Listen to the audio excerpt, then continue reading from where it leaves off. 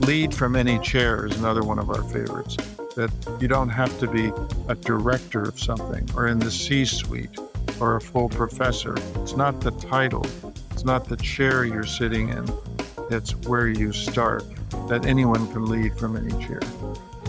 Welcome to Harmony Talk, a podcast of conversations with dreamers who turn their passions into reality. Our guests today are revolutionaries in the world of healthcare. Over 9 years at the National Institutes of Health, Yale University, and the Robert Wood Johnson Foundation, identical twins Dr. Alfred, or Fred Sadler, and attorney Blair Sadler transformed emergency services, organ donations, primary care, and bioethics. Hello, everybody. I'm Lisa Champeau. This podcast is brought to you by AM Skyer, a third-generation family insurance business that applauds and supports dreamers who think big and follow through. The Sadler twins are the authors of Pluck, a book where they share the lessons behind their journey and what those lessons could mean for the next generation of physicians and lawyers, and pretty much anyone who wants to tackle a huge challenge. The very first lesson in the book is start from where you are. Today, the twins are in California, but they started out in Allentown, Pennsylvania. Dr. Fred, growing up, did you compete with each other? When did you learn to collaborate? We were tennis players, and we would often play singles and compete against each other. And inevitably, on a soggy August afternoon, one of us would be sitting down ticked off that he'd lost, and the other guy'd be ticked off that he's ticked off that he lost. Isn't he more grown up than that? So this was about 13 years old, and we decided finally, after a little discussion on this, why don't we stop this competition malarkey and just play points and help each other and coach each other.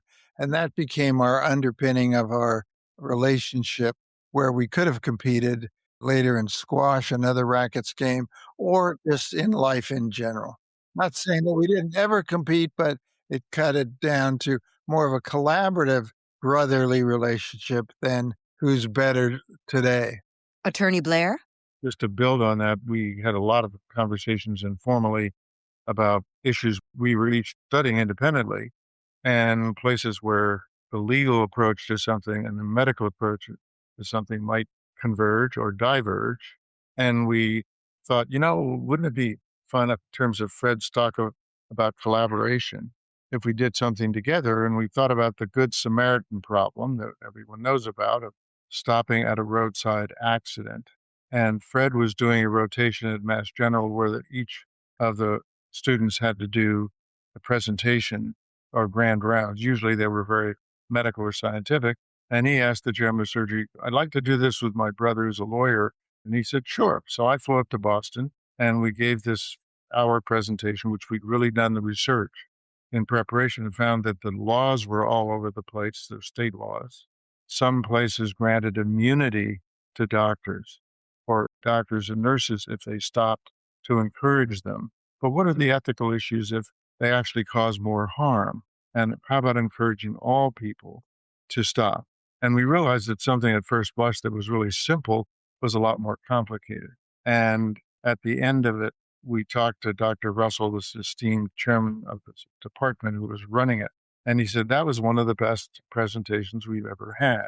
And a kind of a green light turned on. And we talk in the book about 4 green lights, which is kind of a theme that people, if they want to try something differently, take a road less traveled, sometimes you really need to test it and talk to people and see whether it makes any sense. In your book, you actually call what happened next a couple of green lights for you to continue working together, doctor and lawyer. Next stop, the National Institutes of Health. Attorney Blair? Fred knew about the U.S. Public Health Service and NIH. And so we thought, how do we find out about that? We talk about pluck and luck in the book. And Luther Terry, who was the former Surgeon General who had written of the Public Health Service, who had written about warning tobacco, he happened to be, of all places, at the University of Pennsylvania. So Fred called him and we had a meeting with him.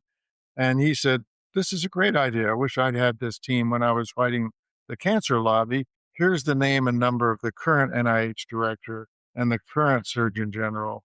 And so following that lucky kind of plucky thing, we followed up. I had some great interviews. And then it looked like we might have a job. And they said, fill in the applications. But nothing happened for 3 or 4 months. And we're getting anxious about what's going to happen here with drafts going on.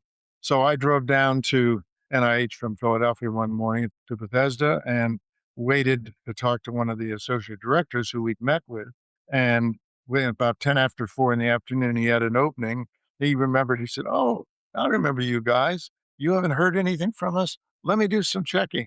March 28th, which happened to be our 26th birthday, which we happened to share, we got telegrams saying you can be commissioned officers in the U.S. Public Health Service. So now you're at NIH. You get the first big challenge, which I believe was kind of triggered by a headline. And the headline was Coroner's Aides Robbing Corpses, in this case, of pituitary glands that they were selling. So what was wrong with that picture and what was your task there? Dr. Fred? What we were doing at NIH, they had started a program 4 years before called the National Pituitary Agency, and we're collecting 72,000 pituitary glands from cadavers all around the country. Two of those places happen to be Los Angeles and Minneapolis, where unfortunately in the coroner's office, they were doing an autopsy to determine the cause of death, and let's say a homicide potentially or an infectious disease, but an assistant was taking out the pituitary and sending it back in a special container to the NIH for processing and making money on it. And that had nothing to do with why the patient was being seen by the coroner. So it's about the same time there was a scandal that hit the paper that this was going on. So Los Angeles Times had a big headline, Coroner's Aide robs corpses. In Minneapolis in Hennepin County, bare human gland sale. Not the kind of thing NIH wanted to have. So this is what was given to us. We went to the Georgetown Law Library, and which is where we spent a lot of the first few months at NIH learning about 4 different kinds of statutes, state statutes, autopsy laws, unclaimed body statutes, coroner statutes like the one I'm talking about, and there were just the beginning of donation laws, mostly around corneas, being written. So those are the 4 laws that govern the human body. And they're all different because it's an area of state law. So there are 50 different ones of each. And it would have been very useful, as Dr. Terry said to us, if there'd been a lawyer in the room when they were writing up the guidelines and make it very clear in the coroner's case, when you have an autopsy to determine the cause of death, that does not allow you, without getting consent from the family, to remove the pituitary gland. So what they were doing, it sounds like it wasn't actually illegal, like they didn't have consent, but nobody was saying that they had to have consent. I mean, this is where you two jumped in. Attorney Blair? It was like, Houston, we have a problem the very first day with our brand new boss. And he handed us those headlines. And we talk in Pluck about start where you are, which was we're total rookies. We talk about lesson 2, going from rookie to expert. And that's what Fred said about, okay, let's go get smart about this. So over the next 2 or 3 months, we really got to be expert in the laws. At that point, the only organ transplant that was a living donor, kidney donor in 1954, this was 1967. But people were now starting to think about cadaver donations. And we worked with the Uniform Law Commission, which we discovered was actually writing a draft model organ donor law. So we became official consultants to the Uniform Law Commission to write the Uniform Anatomical Gift Act. And we were in this amazing, exciting vortex of conversations and helping distill that into a simple legal document, the law, the model law. And it came out officially released by the commissioners in June of 1968. So it was like 1 year after we started on this odyssey. Was it approved unanimously? The American Bar Association endorsed it a month later. Now the real work began because we had the model, we had an organ donor card that was universal, that was a legal document, another breakthrough. But now people had to pass it. Well, the good news was, unlike other model laws, this had tremendous public interest. And so there was tremendous interest at the state legislative level to pass this. So all 50 states plus the District of Columbia adopted this law in 3 years. And we were asked to testify before a lot of the states. And we wrote major articles in the New England Journal of Medicine and the Georgetown Law Review. And we talk a lot in the book about the importance of defining and developing your voice, not only speaking and writing. That gave us some additional credibility. And the Uniform Anatomical Gift Act, which is what you're talking about, is still the legal framework today, led to donor cards and now those little check marks on your driver's license.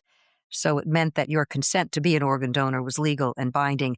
From the NIH, you joined Yale and you were asked to improve the woeful state of emergency services. So, what was the state of emergency services at that time? We're talking probably 1970.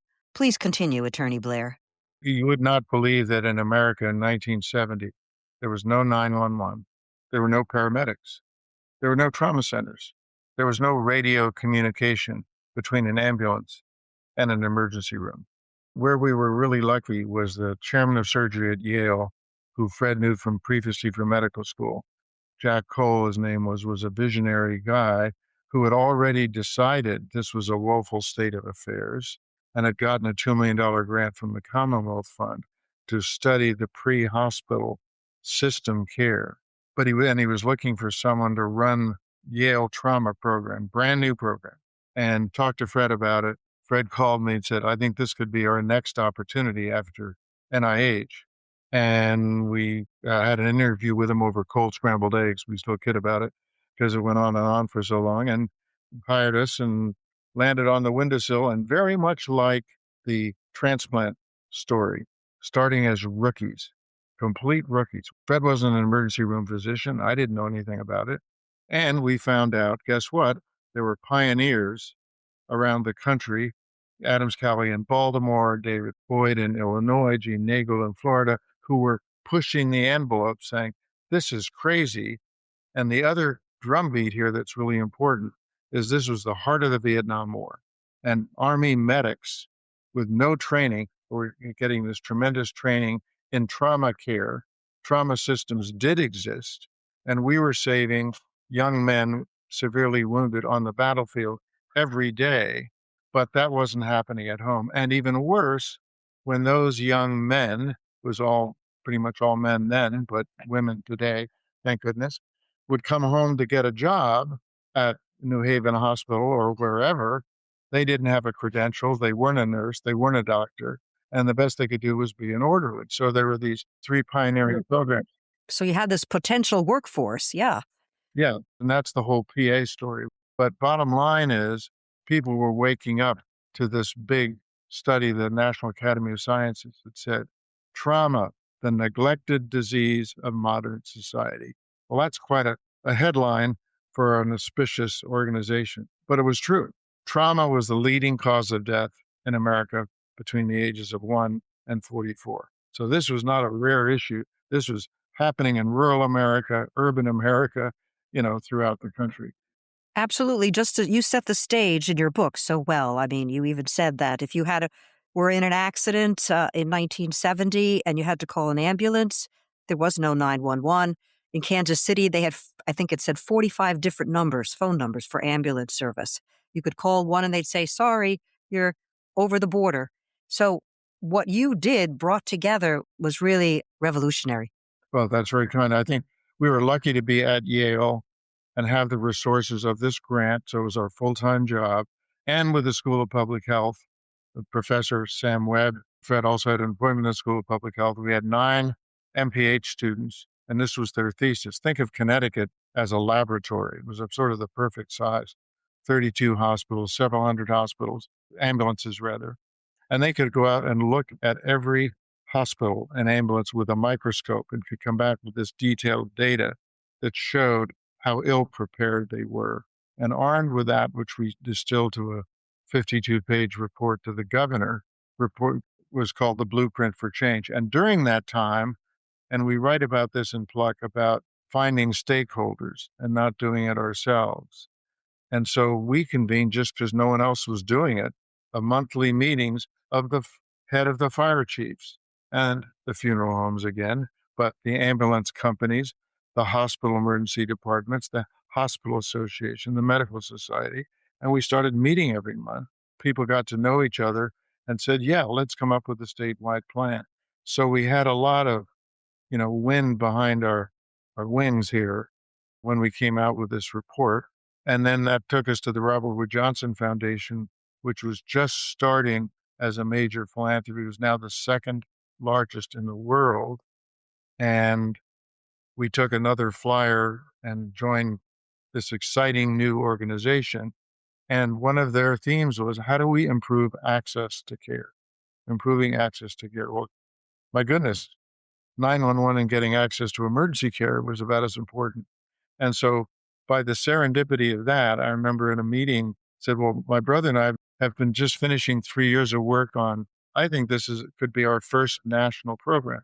And voila, it was $15 million from the foundation, 32 grants, 44 grants actually in 32 states, big cities, small towns, all built around 911, training dispatchers, training ambulance personnel, designating a lead agency.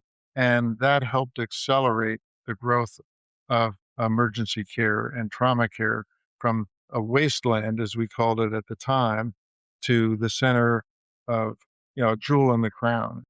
You helped train new providers, EMTs, paramedics, but healthcare still faced and continues to face major manpower shortages. This is where you next turned your attention, working to develop a sustainable new profession, the physician assistant. What kind of obstacles did you face in going through that process? Dr. Fred? What we needed was a lot more expert clinical care physicians, or if you could show that military corpsmen could help a lot, or advanced nurses could help a lot, or people who had been in some other healthcare jobs in civilian life as a radiology technician or physical therapist, and wanted to, with additional training, do more and work with a physician. Then 3 places in the country, Duke, starting in 1965, under a very outstanding chairman of medicine named Gene Stead. In Colorado, it was pediatrics with an outstanding pediatrician, Dr. Henry Silver, and a nurse practitioner, Loretta Ford. And in Seattle, it was a very bright, young, dynamic physician named Richard Smith, who'd had a lot of experience with military corpsmen. And they all started their versions of non-physicians taking care of. So when we were still, the timeline, we're now back at NIH, this is before we went to Yale, we stayed on a 3rd year, and we had quite a bit of discussion at the time of, well, what do we do next? We had been lucky enough to have this experience in organ donation instead of going off to Vietnam, but we had no future plans. So they asked us to stay to a 3rd year at the NIH and at HEW and look at, because we had some credibility at that point that we could work together to produce a product. And so maybe these guys could help us solve, how do we credential these new people? And after a lot of study and talking to colleagues at those institutions I just mentioned, we came up with the idea of a simple 1-paragraph amendment to the State Medical Practice Act, which defined what a physician's role and responsibility was. And universally, there were really 4 magic physician words: operate, diagnose, treat, and prescribe. And nobody else could do that. Basically, the amendment said nothing in the above language, which defines what a physician's role can be, will prevent said physician from delegating to specially trained assistants or nurses those tasks for which he or she is qualified, as long as it's within the scope of practice of that physician, dermatology, primary care, orthopedics, whatever it might be, and as long as both were responsible. Physicians actually had been doing this in their offices for years.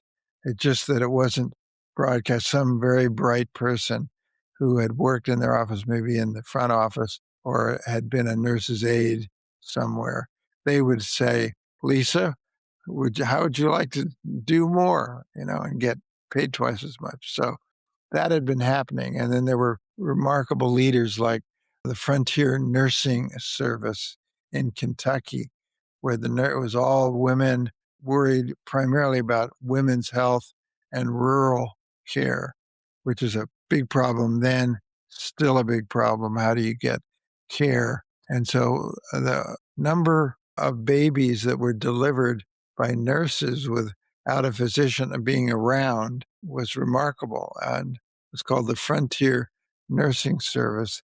But once it was established at Duke, that these people, and that initial program, by the way, was 24 months long for physician assistants. So it was a very rigorous program built upon the training they'd already had in the military or elsewhere if it was a civilian.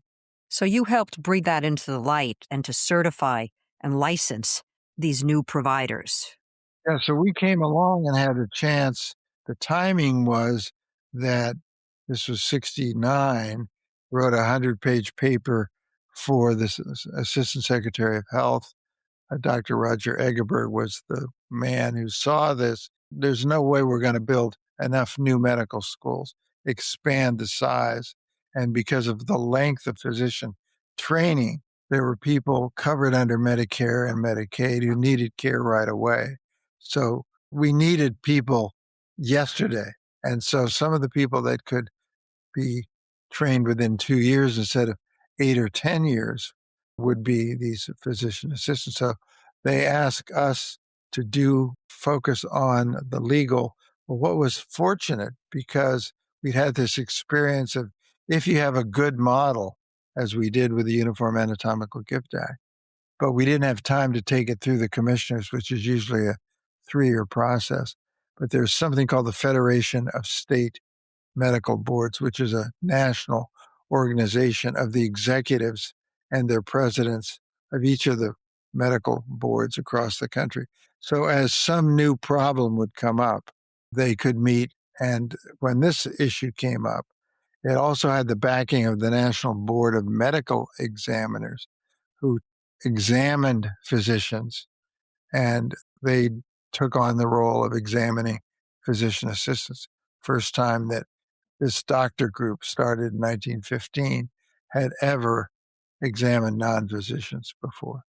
It was these kinds of developments that allowed PAs to be accepted. You bet there were some people that said, wait a minute, I went to medical school for 12 years. I've been in practice for 20. You're talking about people. Well, they're going to work with you. Well, it's just amazing that this healthcare model grew to the size that it is today. The physician assistant is a very common person you see in your medical offices and primary care offices and so on. So what made you write the book Pluck? Attorney Blair? Sure. I think the idea was, in reflecting back, because we had gone on different paths after the 9 years, and reflecting back on what have we learned and what could others learn from this experience. And so chapter 10, which is the 15 lessons, is really the heart of the book. And what we did, not only from our own experience, but then all the experience we'd seen others who were involved in change and making a big difference, whether it was Kathy Leitner and Mothers Against Drunk Driving, for example. There's stories like that everywhere. What's the leadership framework? And so it's called 15 Lessons for Catalyzing Change by Design. So we start with start where you are. Number 2, rookie to expert. 3, find and develop your voice. All 3 areas we talked about today mirror in our own personal experience, starting as rookies, developing as experts, and having the voice to speak effectively and write effectively. There's that flow. But let's go to the end game and work back. Number 15 is having a possibility mindset. Number 14 is taking the road less traveled, from the Robert Frost famous poem. So in all of these cases, we took a road we hadn't traveled before. it was a lot easier to have a possibility mindset when it was an era of growth and development, the Great Society. If you don't have that possibility mindset, you're going to retreat into, I'm just a rookie. Where could I start? I want to get involved in climate change, but I'm not an engineer. I'm not a doctor. I'm not a scientist. Where would I begin? Don't be afraid to ask. And those are the four green lights. One conversation leads to another conversation. And so we wrote it with the goal of not only trying to distill lessons that have an evergreen quality, that they don't go out of date, but also could inspire and motivate people to say, that's an itch I wanted to scratch for the last 20 years. And I just needed to, if those young guys can do that or someone else can do it, Kathy Leitner can do it after her daughter was killed by a drunk driver and turn it into a national movement. Maybe I can do something and volunteer at the hospital and learn more. And so that's the whole motivation. And when someone drops a note or gives us a call and said, that story you told or that's in one of the lessons really helped me. Lead from any chair is another one of our favorites, that you don't have to be a director of something or in the C-suite or a full professor. It's not the title. It's not the chair you're sitting in. It's where you start, that anyone can lead from any chair. Post collaboration, I think, Fred, you actually went back to school and did a residency in internal medicine. And Blair, you went on to work for Rady Children's Hospital in California. But you both continued to work in community service. So looking back at your careers to date, what are you most proud of? Dr. Fred? First of all, I might just say that we got the idea of community service in our genes and in our blood from our parents. Dad was very interested in Boy Scouts. He was chairman of our troop. He got Blair and me out camping and into nature, and he contributed and to the community. He did Meals on Wheels. So our mom, on the other hand, was very interested in music and outstanding singer and piano player, organ player, and sang in community choirs.